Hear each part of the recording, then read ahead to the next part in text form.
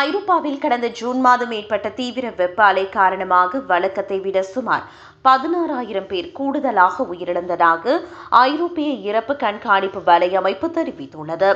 அறிவியல் கணிப்புகளை தாண்டி ஐரோப்பாவை சுட்டெரித்த இந்த வெப்ப அலையால் வட ஐரோப்பிய நாடுகள்தான் அதிக உயிரிழப்புகளை சந்தித்துள்ளன.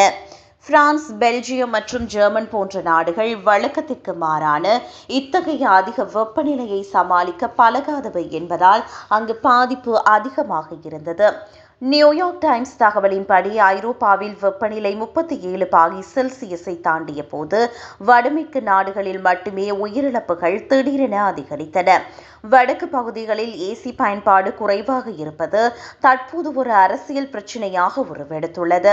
மாறாக தெற்கு ஐரோப்பிய நாடுகள் பல நூற்றாண்டுகளாக உயர் வெப்பநிலையை எதிர்த்து போராடி வருவதால் வெப்பத்தை சமாளிக்க தகுந்த வழிகளை கொண்டுள்ளன.